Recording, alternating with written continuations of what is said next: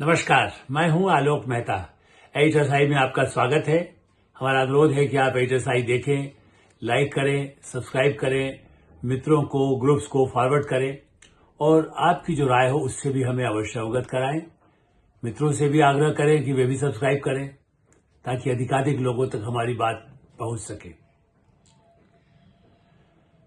विदेशी जासूसी या विदेशी षड्यंत्र या विदेशी हथकंडे कई शक्तियां भारत को अस्थिर करने के लिए पहली बार सक्रिय नहीं है और कांग्रेस पार्टी जिस सरोस को लेकर बड़ा ही सफाई नहीं दे पा रही और संसद में हंगामा कर रही है, उपराष्ट्रपति जगदीप धनखड़ के खिलाफ ही अविश्वास प्रस्ताव लाने की कोशिश कर रही है, वो उस केस को दबाना चाहती है कि किस तरह से कांग्रेस पार्टी को ऐसे शक्तियों से जो भारत को कमजोर करते हैं सहायता मिलती रही है। अब ये आरोप ये सही है कि वो कह रहे हैं साबित करो, साबित तो अदालत में होगा या और तथ्य सामने आएंगे। कुछ साबित विदेशी जो डॉक्यूमेंट्स हैं उससे कुछ सामने आया कि किस तरह से एक विदेशी फंडिंग, विदेशी सहायता। लेकिन कांग्रेस के लोग ये भूल रहे कि पहली बार नहीं है। मैंने इसलिए इस विषय को उठाया है, पहले कुछ चर्चा की लेकिन आज और विस्तार से थोड़ा बताना चाहता हूं। कांग्रेस के जो पुराने नेता हैं, सोनिया गांधी जी को तो जरूर याद होगा। खड़गे जी तब तक राष्ट्रीय राजनीति में आए नहीं थे तो पता नहीं उनको पूरी भनक मिली या नहीं मिली। तब टेलीविजन और सोशल मीडिया नहीं था, ये भी सही है। मैंने उस तरह का केवल दूरदर्शन था तो खबरें कहीं आती नहीं थी। और असलियत यह है कि खबर चूंकि मैंने सबसे पहले लिखी और भी बाद में फिर चलती रही, वो तो केस आगे चला। एक बड़ा जासूसी कांड की खबर 9 अक्टूबर 1985, 9 अक्टूबर 1985 को नवभारत टाइम्स में प्रकाशित हुई और उसमें मैंने जिक्र किया कि एक विदेशी मतलब जासूसी के लिए कांग्रेस के कुछ नेता भी फंसे हुए हैं, जिसका केस काफी गंभीरता से जो भारत की जांच एजेंसियां किया है और कानूनी उसकी पूरी चार्जशीट की तैयारी हो चुकी है। ऐसी स्थिति में ये राजीव गांधी सरकार के लिए मुश्किल होगी क्योंकि उनके मंत्री भी उसमें शामिल हैं। ध्यान दीजिए, कांग्रेस के मंत्री को जासूसी कांड में शामिल होने की एक खबर हमने छापी। उस पर निश्चित रूप से जिसका नाम था, नेता का नहीं, जिसके मार्फत जासूसी के लिए ये सारा प्रयास हो रहा था और जो वो उनको अपने जाल में फंसाता था, उस आरोपी का नाम उसमें था। तब भी एक बड़े वकील से नोटिस हमें भेजा गया, संपादक को और मेरे नाम, और जिसमें कहा गया कि ये खबर गलत है। हमने उसका जवाब देना उचित नहीं समझा।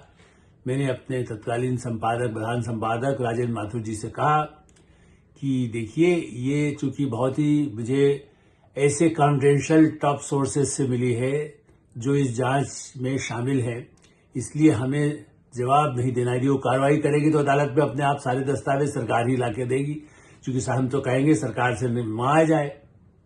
हमने जवाब नहीं दिया। वो नोटिस की प्रति आज भी मेरे पास रखी है। इसलिए प्रामाणिक बात मैं करता हूं। मैं कभी आए बाएं, जैसे कहते हैं, कहीं से अनर्गल आरोप।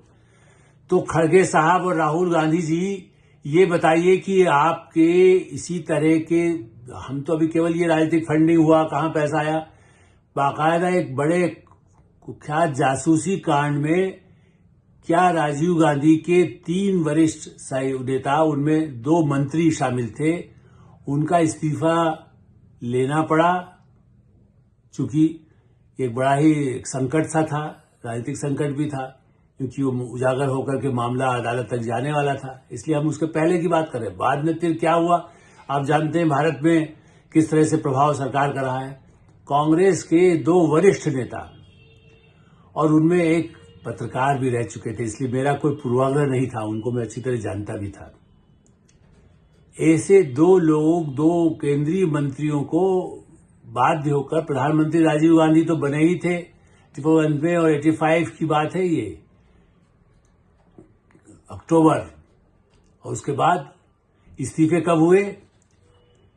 29 जनवरी 1986 को इस्तीफा होना पड़ा। मेरी खबर को पुष्टि होने में, चूंकि मामला चार्जशीट बन रहा था, कार्रवाई आगे चल रही थी, वो धीरे धीरे कुछ और उस भी जगह उसकी भनक मिल रही थी।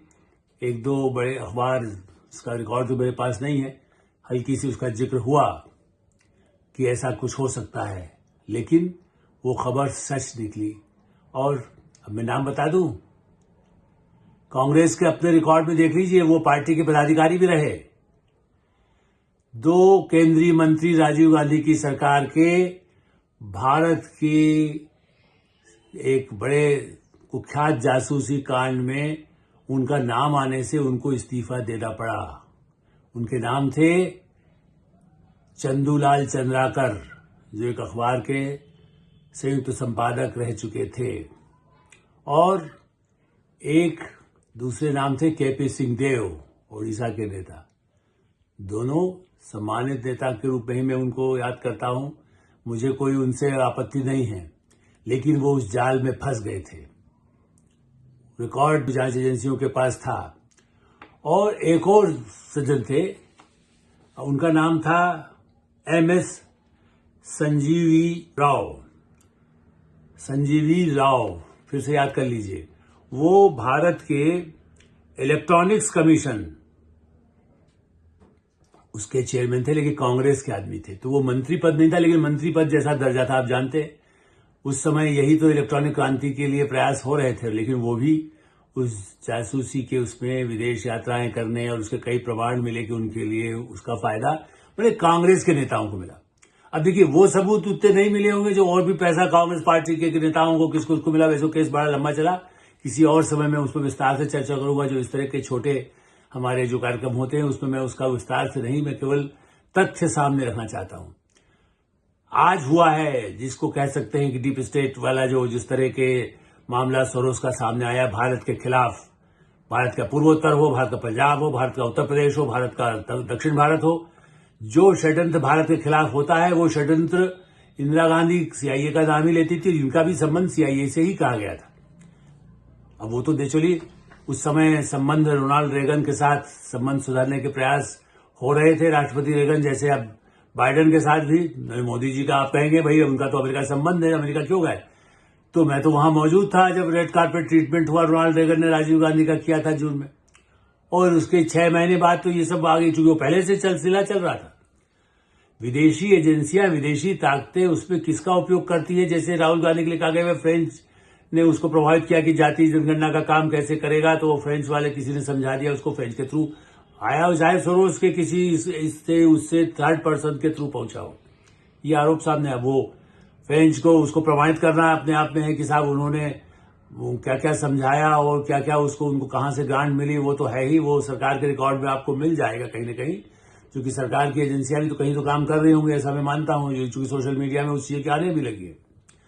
तो आप जाने अनजाने में फंसते हो। मैं अभी भी ये कह रहा हूं, बाद में चूंकि कांग्रेस की बड़ी फर्जियत होनी थी, तो फिर उनको मंत्री न बनाया गया, पदाधिकारी नहीं बनाया गया, वो अलग बात है, लेकिन उनको उस समय मंत्रिमंडल से इसी तरह के विदेशी षड्यंत्र में भारत के खिलाफ जो होते रहे, उसमें शामिल होने के आरोप सामने आए थे।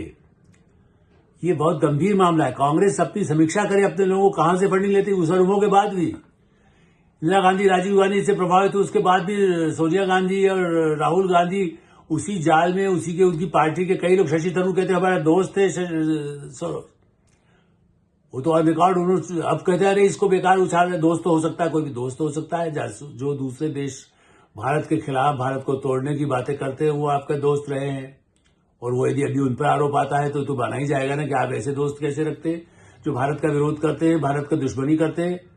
वो सरकार तो सरकार नहीं है कि शशि थरूर मंत्री के नाते किसी से मिले और कहे भाई मंत्री थे, हम तो चीन से मिले, जापान से मिले, हम पाकिस्तान के नेता से मिले, मैं उस पर भी आपत्ति नहीं करता। वो दोस्त कह रहे हैं, पर्सनल दोस्त उस हैसियत से।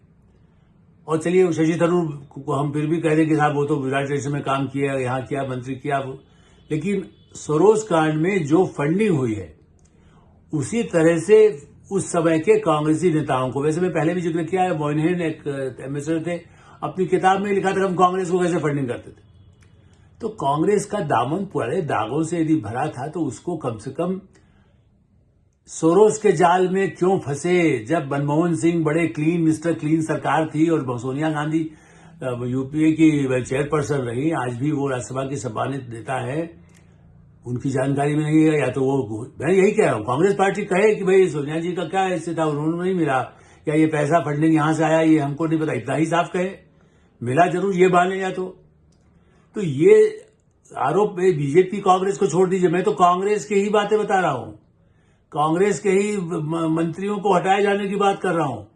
विदेशी ताकतें जिस तरह से काम करती हैं उसमें हो सकता है कि उसमें ऐसे लोग भी शामिल हों जो आज जिसको आप कहते हैं कि साहब आपके नेताओं को भी तो फायदा मिला होगा, बीजेपी का फलाना नेता मिला, कम्युनिस्ट का फलाना मिला। हाँ, उस केस में भी ऐसे नाम जिसको कहा गया, उनको बल्कि ये भी कहा गया जासूसी कार, उसे तो कहा साहब ये सरकार, कांग्रेस की सरकार मेरा उपयोग करती रही है, भारत की जासूसी मतलब डबल एजेंट का काम मुझसे कराया गया।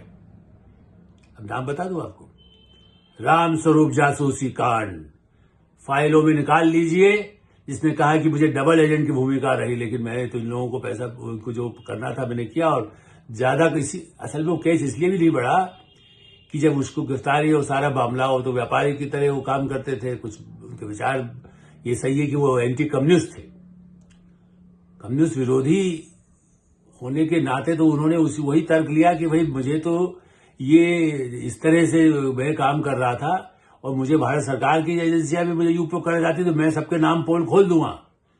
वो उनकी धमकी के बाद ये केस को धीरे धीरे दबाया गया ताकि ज्यादा ऐसा तूल न पकड़े कि और भी सारे दस्तावेज अदालतों में जाकर के बिल्कुल वर्षों तक जेल हो। ऐसे मैंने पहले जिक्र किया था कि इसी कांड से जुड़े हुए एक दो लोगों को, जो पार्टी के सहानुभूति वाले तो थे ही और मीडिया से जुड़े हुए भी थे, उन्हें देश से भागने माने जाने की एक तरह से उनसे सब पूछताछ करने के बाद एक कॉरिडोर, जिसे कहते हैं कि ठीक है अमेरिका ने भी कह दिया है कि हमें इसको जाने दीजिए, हम इसे अपने यहां शरण दे रहे हैं, या किस तरह से समझौता हुआ हम ये नहीं कह सकता मैं, चूंकि उसका तो कोई प्रमाण कागज पे मिलता नहीं है ऐसी चीजों का। लेकिन हाँ, मैं उनका भी नाम जानता हूं जिन्हें देश से बाहर भागने दिया गया। आप बताइए, तो आप जाने अनजाने फंसते तब भी देश विरोधी ताकतों से फंसे हैं कांग्रेस के नेता पहले से विदेशी फंडिंग के चक्कर में, और इसलिए इस बात पर क्यों नहीं माना जाए कि इसकी पूरी जांच पड़ताल हो, जो सरकार भी कह रही है। मैं नहीं कह रहा हूं, सरकार ने संसद में बाकायदा घोषणा करके कहा है कि हम इसकी जांच की मांग करते हैं। मैं ताकि सीबीआई वगैरह, अगर आप कहेंगे क्यों जांच की जा रही है, कांग्रेस के फंड की क्यों जांच की जा रही है, आप चुनाव में हस्तक्षेप कर रहे हैं, चुनाव में गड़बड़ कर रहे हैं, हमें तो वोटिंग वैसी करा दीजिए। कई तरह के बहाने जो कांग्रेस पार्टी बना रही है, उन्हें अपने अतीत में भी विदेशी ताकतों ने कैसे आपके यहां सेंध पार्टी में लगाई हुई थी, कैसे फंडिंग से लोगों को फायदा पहुंचाया जाता था, उसके दस्तावेज भारत सरकार के रिकॉर्ड में आज भी उपलब्ध है।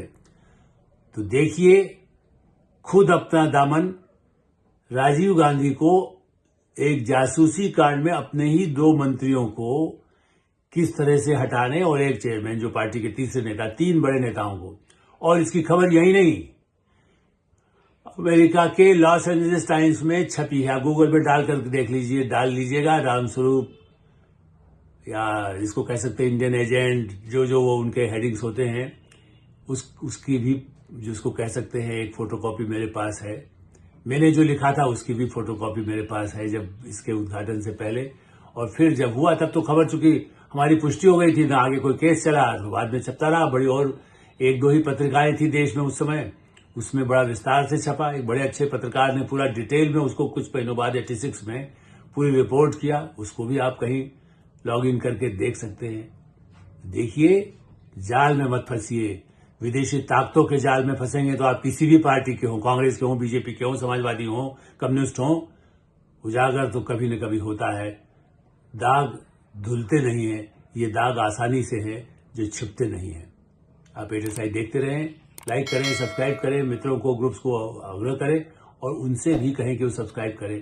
धन्यवाद, नमस्कार।